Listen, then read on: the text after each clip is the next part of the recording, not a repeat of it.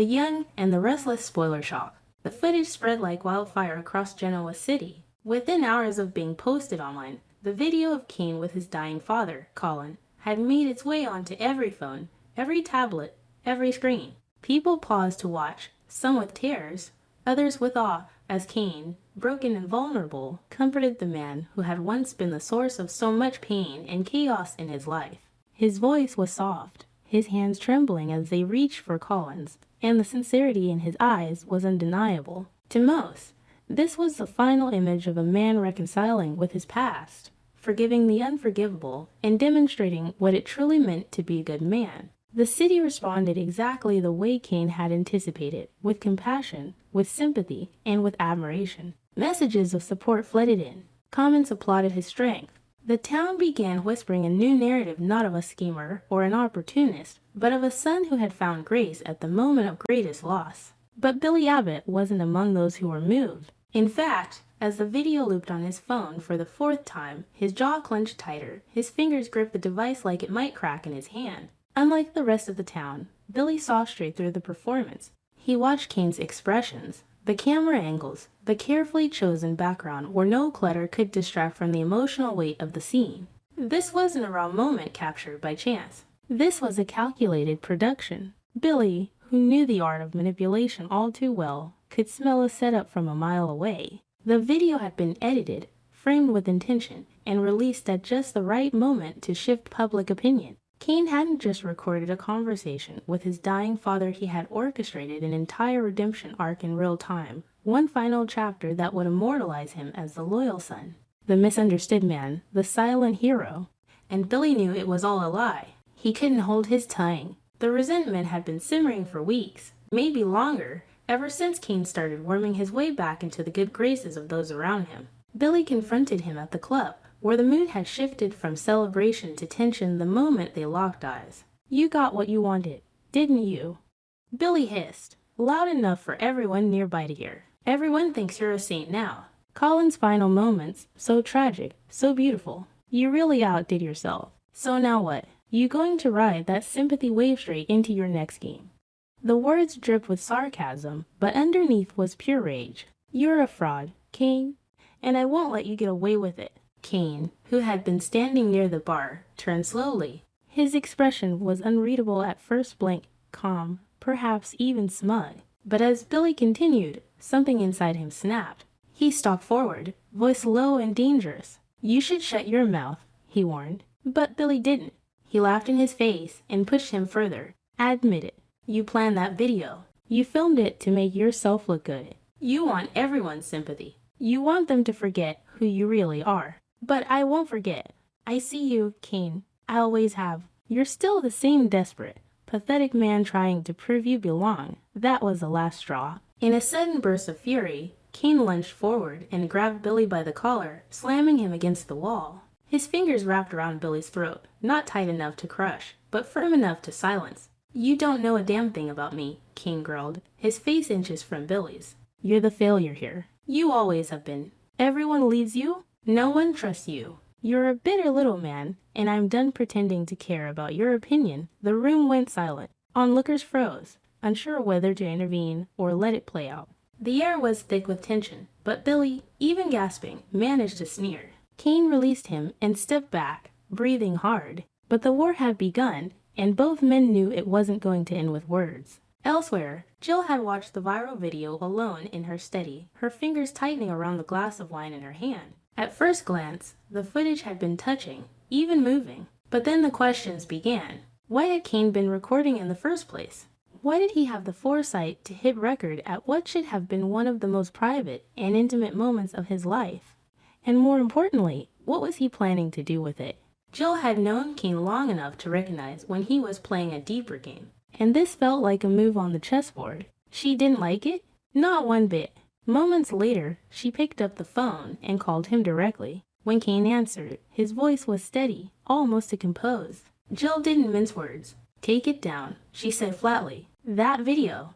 Whatever you're trying to do, end it now." There was a pause on the other end, but Cain didn't argue. He knew that tone. Jill wasn't making a request. She was issuing an order. But her mind was racing. What was Cain hiding? Why did he seem so calm? Jill had a feeling that Cain wasn't just seeking validation, he was protecting something. Or someone. Maybe a secret connected to Colin's final words, or perhaps something even older, deeper. Something that Colin had taken to his grave, or worse, something Cain now held over everyone's head. The idea unsettled her. And yet, it wasn't just Jill who was worried. Billy, still fuming from the confrontation, became obsessed. He couldn't shake the feeling that Cain's return to Genoa City had a purpose far more insidious than anyone realized. The timing of Colin's death, the release of the video, the sudden softening of public opinion, it all felt to orchestrate it.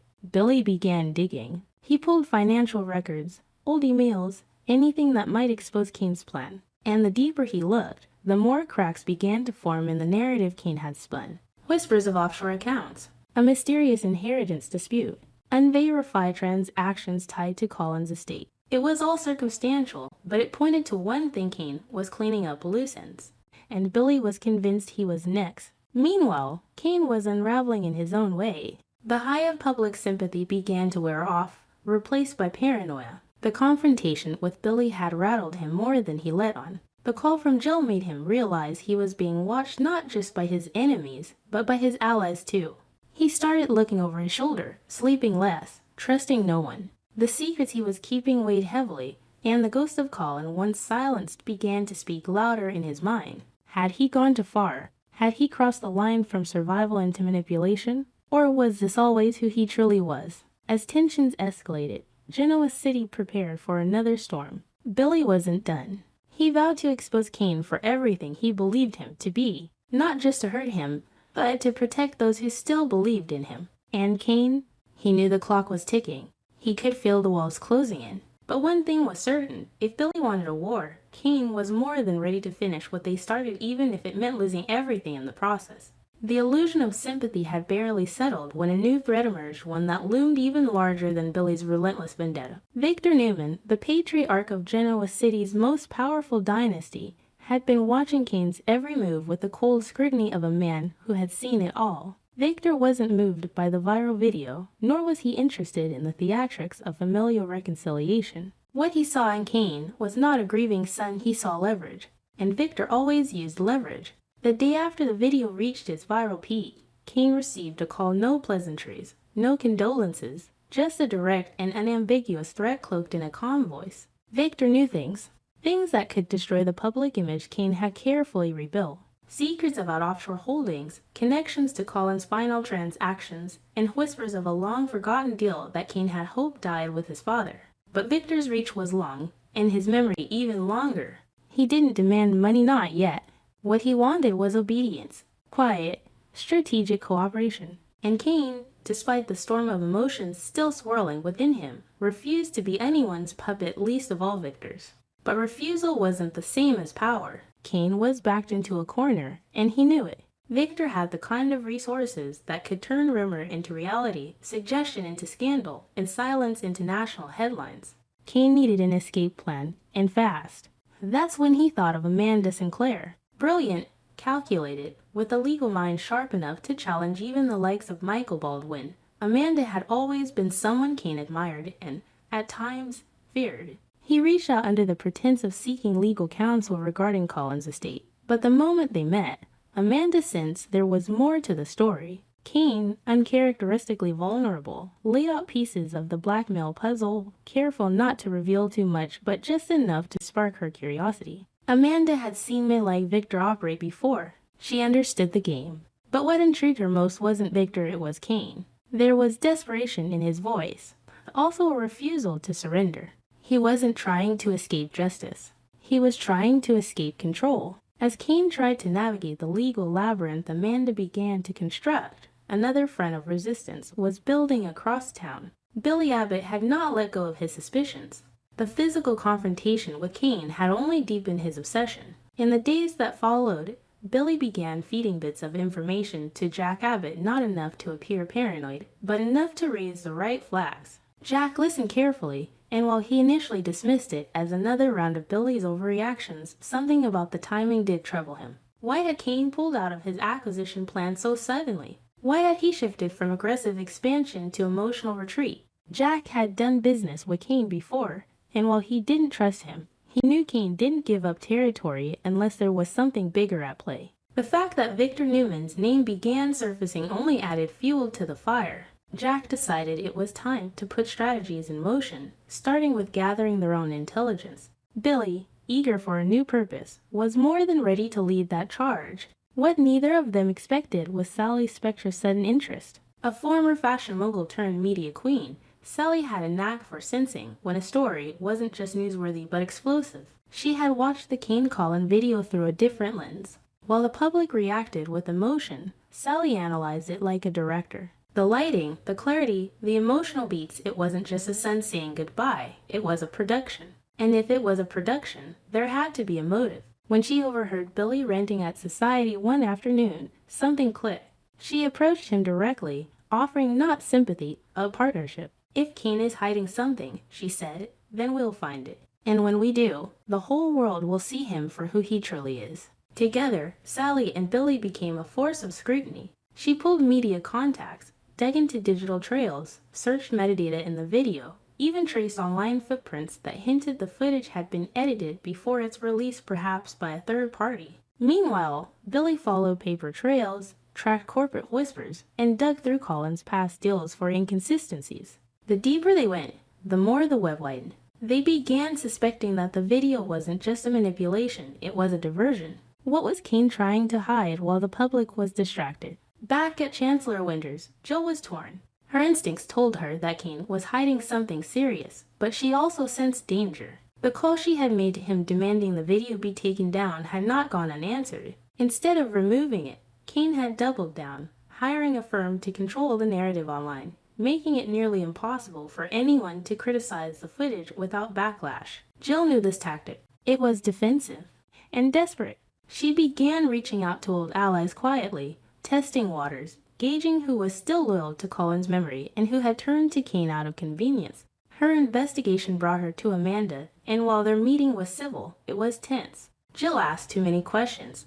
Amanda gave too few answers. It was clear both women were trying to protect something or someone. Cain, in the middle of this firestorm, began to fracture. Amanda's help gave him legal buffers, but it couldn't quiet the noise growing around him. The pressure from Victor intensified, the investigations from Billy and Sally closed in, and Jack's silence began to feel more like a storm brewing than a retreat. He started drinking more, sleeping less, and lashing out at those who questioned him. He visited Colin's grave late at night, not for comfort, but to rage at the silence. "You left me with this mess," he muttered through clenched teeth. "You always did." As tensions peaked, word began to spread about a possible corporate maneuver that would expose Cain's role in laundering a portion of Colin's fortune through shell companies set up in the final months before his death. Sally's contacts found banking inconsistencies tied to accounts in the Cayman Islands.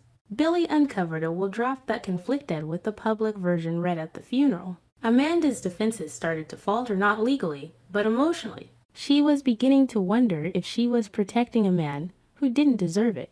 Victor, ever the tactician, waited. He didn't push further. He didn't need to. He knew the moment Cain made the next move, it would either be to crawl to him for protection or to go down swinging. And either option, for Victor, was a victory. Cain had one last card to play, recording, one his father had made in the final days, meant only for him. It wasn't public, not yet. In it, Colin confessed things far more dangerous than the world had guessed. Hidden accounts, a list of names, a reference to a deal made decades ago that, if revealed, could shatter not just Cain's image but the entire power structure in Genoa City. The problem was, revealing it would also incriminate Cain, destroy him, but also destroy those who were circling. It was his nuclear option, and as he stared at the file on his encrypted hard drive, he asked himself, was it worth it?